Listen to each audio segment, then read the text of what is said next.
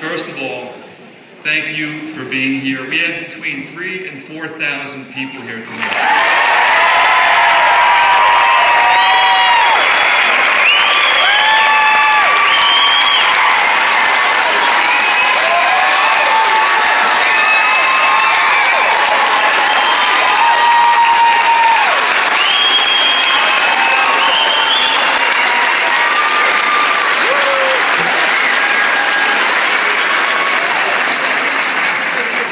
Doesn't make a statement, I don't know what does.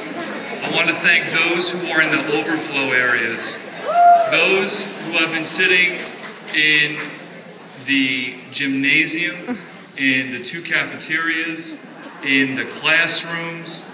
They are all over. We are maxed out here.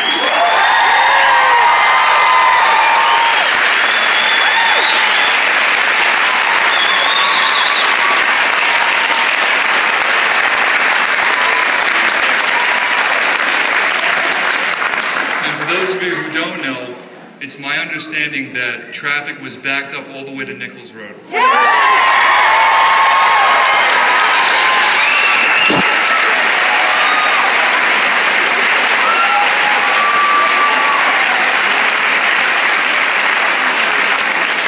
before I close out, what I want to do, I want to make sure I thank Mayor Panieri for facilitating this tonight. Thank you, Mayor.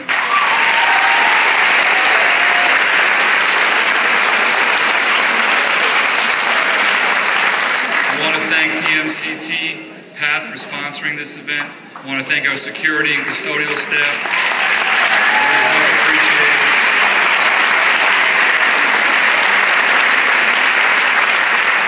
And I want to thank all of you. Thank you for attending. But I'm not done. Let's keep it moving. I'm only going to say this stay for just 5 more minutes, because what I'd like to do is to share my opinions in regard to the governor, the state education department, and our regents. Usually I speak from the heart, and I don't follow my notes. Tonight, because it's so significant, I'm going to follow my heart and I'm going to follow my mind. So I'm going to follow something that I wrote that took some time, and I know you've been here for a very long time. I'm going to ask you for 5 more minutes, so please bear with me. But I think it'll be worth it.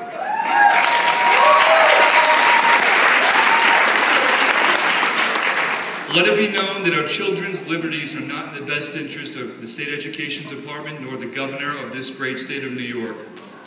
Their obsession with the us versus them mentality, coupled with their fascination of standardized testing, has ascended to an all-time high. It pits one group against another, and that's never best for kids. Us versus them, public versus charter, opt-out testing versus opt-in for reasons that are hurtful to our kids, especially our ELL and our special ed populations. Using meaningful data that serves to inform teachers versus using data that is meaningless. Real teacher accountability framed as a growth model versus a deficit model that seeks to punish. Standards that are developed by K through 12 educators versus Common Core standards, which in my opinion are developmentally inappropriate. This battle is getting old, and it continues to fracture the energies of those who try to parent and work with children in and outside of our schools. The battling of sides needs to end tonight, because there is only one side. It's the side that we all need to stand beside, and that's our children.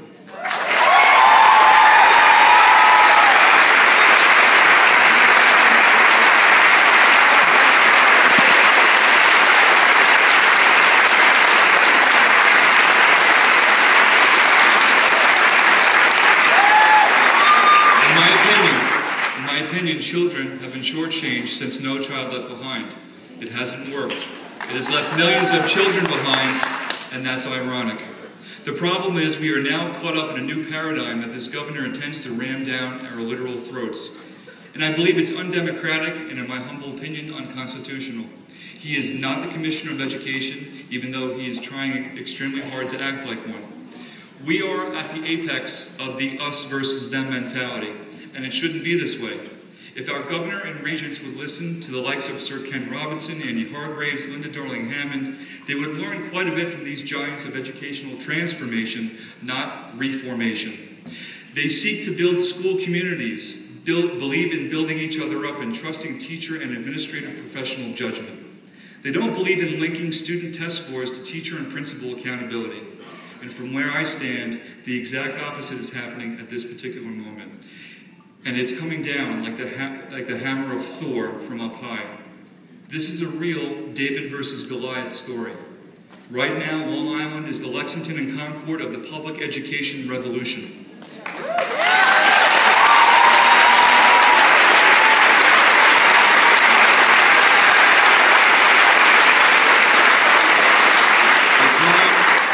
The time is now to do something that will be heard, and that something must focus on what is best for all of our children.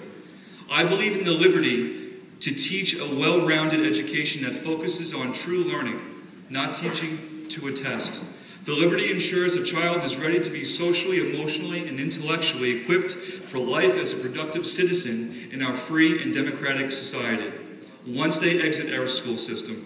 Tonight, I am asking that we put to bed our assumptions about power. The power of the state education department and the regents, as well as our governor. Our governor believes in over-testing our children and deforming public education as we know it. I say it's abuse. It's abusive to our students and to all who serve our children in and outside of our schools. This power struggle needs to end tonight. Our governor doesn't appreciate that power can come in other forms such as substituting speed and surprise for strength. As we look at to combat Goliath, this giant is destroying and ripping apart the fundamental underpinnings of what a public education stands for, and in my opinion, deprofessionalizing teaching and supervision while spreading blatant lies about how our schools are failing when we know otherwise.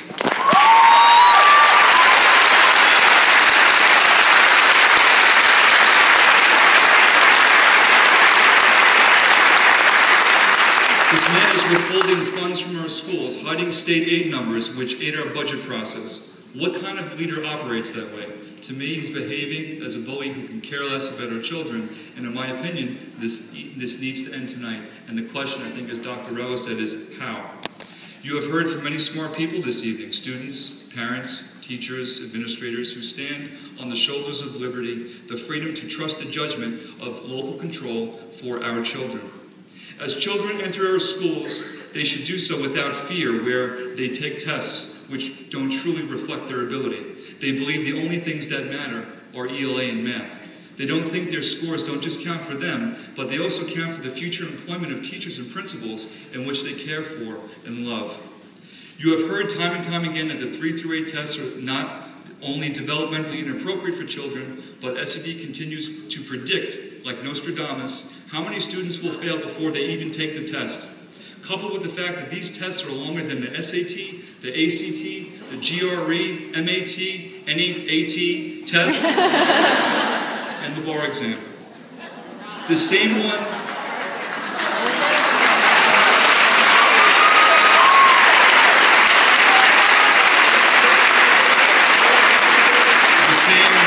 bar exam that a certain someone failed multiple times.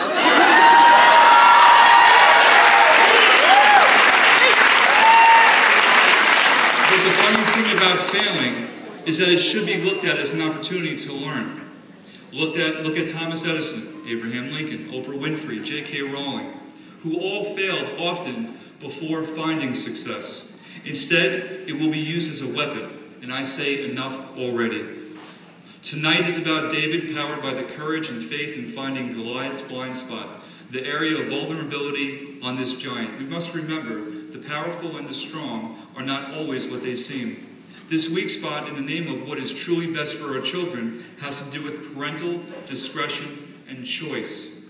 Inasmuch as a school adheres to in loco parentis, where a child is in school, we act as the parent in the absence of one.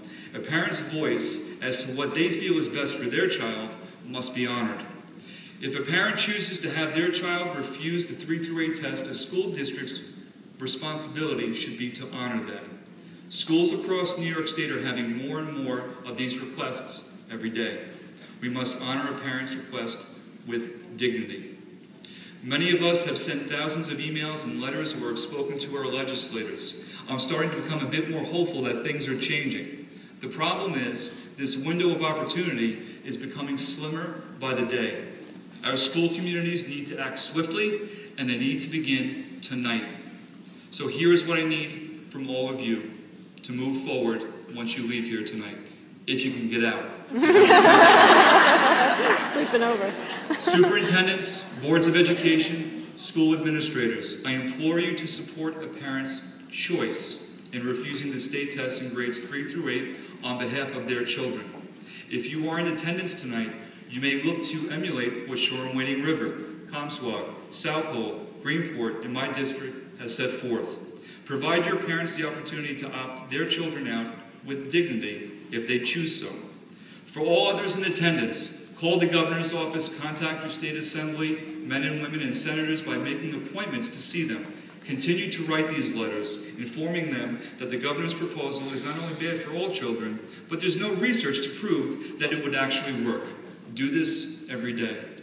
The time to lead and have your voice heard is now, because if it's not heard, the alternative is unbearable to think about. In the end, David, not David Gamberg, David prevailed because he was fearless and believed in his approach in beating Goliath.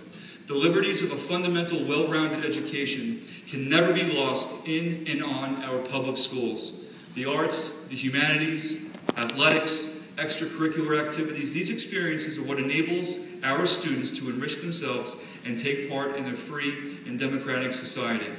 And in closing, I want everyone who is listening to understand, our school and local communities know how to teach, who to hire, how to evaluate staff, when to build anew and harvest the talents of our children, much more than this governor.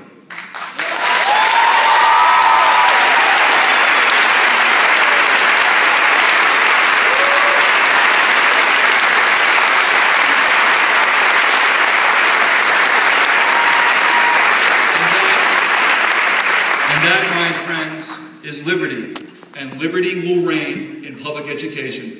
Thank you for coming.